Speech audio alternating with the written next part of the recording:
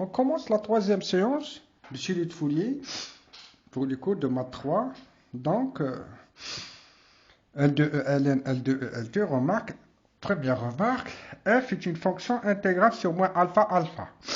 Donc, si la fonction elle est paire, vous connaître à deux, alpha, il faut les connaître. Alors, l'intégrale moins alpha, alpha, f de x est égal à 2 fois l'intégrale de 0 alpha, f de x dx. Ça n'est pourquoi faire.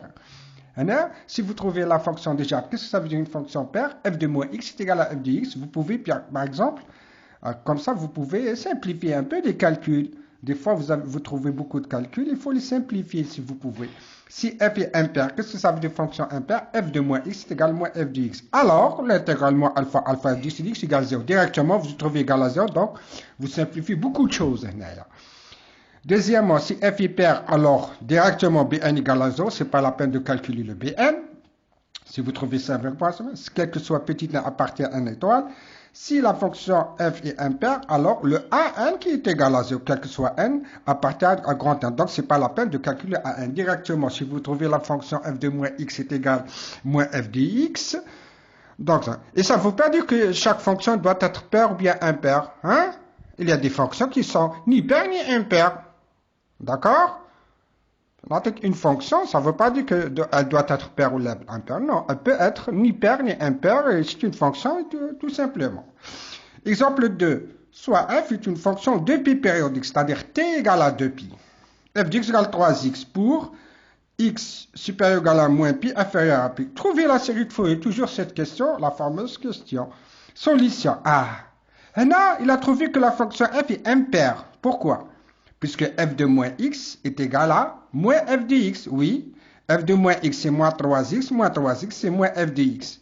Là, c'est une fonction impaire. Là, je peux dire que le an égale à 0. Donc, ce n'est pas la peine de calculer an. Et le a0 égale à 0, bien sûr, an égale à 0. Le a0 tient égal à 0. Il n'y a pas de problème. Donc, on a simplifié. Et ça ne veut pas dire que chaque fonction, vous devez la trouver paire ou la impaire. Attention, je le redis à chaque fois. Il reste de calculer le Bn, t égale 2π sur oméga, oméga égale à 1, c'est facile. Le Bn, tout le monde, c'est la fonction. Donc, vous avez appris à connaître les Bn. Le Bn, c'est quoi? C'est 2 sur t moins π à π, f de sinus nx dx. On a remplacé le oméga par sa valeur, on a remplacé le t par 2π. Et je trouve ça. 2 sur 2π, l'intégrale moins π, 3x, f de x c'est 3x, sinus nx dx.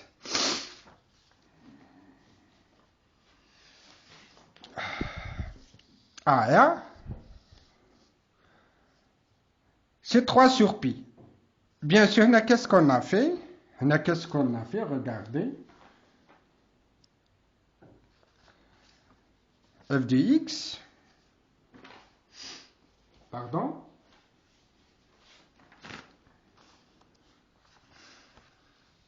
Il faut intégrer 3x sinus n dx. Qu'est-ce qu'on a fait? On a fait l'intégrale par partie, d'accord? On prend une fois, i est égal à x, et je vais prendre v' est égal sinus nx. Au contraire, je prends le u est égal à quoi? U' est égal à 3x, et sinus nx égale c'est v'. Et qu'est-ce que ça va donner? Ça va donner uv, uv c'est moins x cosinus nx sur n, moins l'intégrale de v' u. On a fait l'intégrale par partie ici. On a fait l'intégrale par partie. Tout le monde le connaît. Déjà, on a bien travaillé sur les intégrales par partie. L'intégrale de x sinus nx dx. Je vais prendre le u est égal à x. Et v' est égal à sinus nx. Donc, l'intégrale de uv' c'est quoi? C'est uv, uv, moins l'intégrale de v' u. Et ça va donner ça, Je ne vous apprends rien, on a déjà fait ça, Moins x cosinus nx in moins pi à pi, l'intégrale moins pi à pi, moins cosinus nx sur 1 dx. C'est pas la peine que je répète toujours les intégrales. On a déjà fait ça, les cours passés, d'accord? Donc, ça sera, je remplace x par pi, moins pi cosinus n pi sur n, et je remplace le cosinus moins pi à pi, la même chose, ça sera etc. Et je remplace NA, plus 1 sur n, l'intégrale moins pi cosinus nx dx. Donc, ça sera 3 sur pi, l'intégrale, moins 2 pi cosinus npi sur n, hein, puisque ça plus ça sera moins 2 pi. Hein. Moins pi, c'est plus. Donc, moins pi et moins pi, ça sera moins 2 pi cosinus npi sur n, ça et ça. Wenaya, 1 sur n. L'intégrale de cosinus nx, c'est sinus nx sur n. Directement, ça sera de moins pi à pi. L'intégrale de cosinus nx, c'est sinus nx sur n. Vous devez connaître ça. 3 sur pi, et 1. Cosinus np, c'est moins 1 à la puissance n. Wenaya, cosinus, là, je remplace x par pi, sinus np sur n, moins sinus moins np sur n. Ça est égal à 0. Le sinus np, c'est 0. Le sinus moins np, c'est 0. Hein. Donc, ça, tout ça, ça va partir. Ça va, tout ça, ce terme-là, ça va sauter. Il me reste moins 2pi, moins à la puissance n sur n, etc. Donc, c'est moins à la puissance n plus 1 fois 6 sur n. Moins 2pi sur 3, donc c'est 6. Ah, moins à la puissance n fois moins. Ça sera moins a à la puissance n plus 1. 6 sur 1.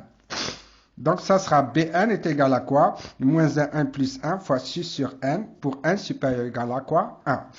On sait que f de x c'est a0 sur 2 plus sigma n égale 1 plus l'infini à n cosinus nx plus Bn sinus nx.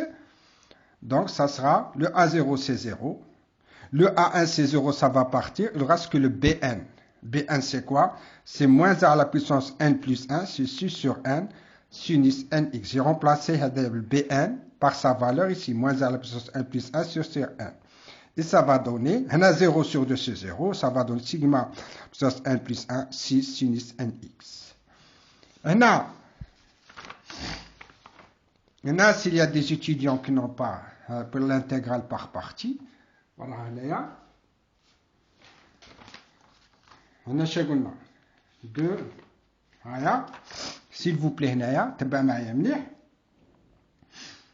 رانا هنا B1 à quoi est égal قلنا 2 sur 2 pi l'intégrale moins pi à pi 3x sinus nx dx تبع معايا مليح راني هنا 2 sur 2 puis l'intégrale moins pi à pi 3x sinus nx dx. On dirait l'intégrale par partie. Donc tout d'abord, on a Bn, 2 sur 2 ça va sauter, donc 1 sur pi. Ou on a 3, je peux le faire sortir. Ce 3 là, je peux lui faire sortir ici, 3, de l'intégrale, puisque c'est une constante, moins pi à pi, sinus nx dx. Ici c'est bon. Il n'y a pas de problème. Le 3, je l'ai fait sortir. Donc, 3 sur pi. Le x, on a oublié le x. On a le x. X sinus nx, x sinus nx. Donc, l'intégrale par partie, qu'est-ce que j'ai dit? Je vais poser le i égal à x. Je vais poser le v' est égal à sinus nx. Si i égale à x, i' égale à 1. Si v' égale à sinus x, v à quoi est égal? Il y a cosinus nx. Moins. La dérivée de v, la dérivée de ça, la dérivée de cosinus, c'est moins sinus nx. Et je fais sortir le 1. Donc ça c'est bon, c'est v'. Donc, la dérivée de v, il y a v', c'est sinus nx. La dérivée de moins cosinus nx sur 1, c'est sinus nx. L'intégrale par partie, tout le monde le connaît. L'intégrale de uv', c'est quoi? C'est uv moins l'intégrale de u'v. Ça, tout le monde le connaît. L'intégrale par partie. C'est-à-dire l'intégrale uv', c'est-à-dire x sinus nx, hein, uv', c'est-à-dire x sinus x, à quoi est égal à uv? U fois v, ça sera moins x cosinus nx sur n, hein, U fois V, x fois moins cosinus nx sur n, moins l'intégrale U',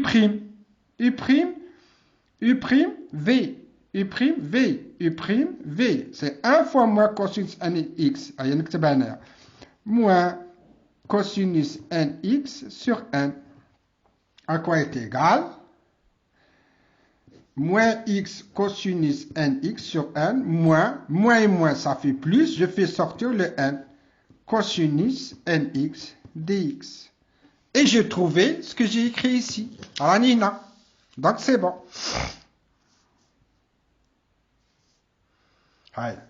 Moins x cosinus x sur x, moins par moins supplice, ou l'intruche cosinus nx. Allez. 1 sur n, l'intégrale de cosinus nx, s'il vous plaît. Allez. Allez. 1 sur n, moins p à p cosinus nx. Allez. Allez. 1 sur n, l'intégrale cosinus nx, moins p à p. Ou j'ai trouvé moins x. Allez. Moins x cosinus nx sur n. Moins x cosinus nx sur n. Allez. Moins x cosinus nx sur 1. Je l'ai trouvé. Et je termine ici, bien sûr, je termine ici jusqu'ici. Là, on l'a déjà vu. Et merci, je termine cette séance.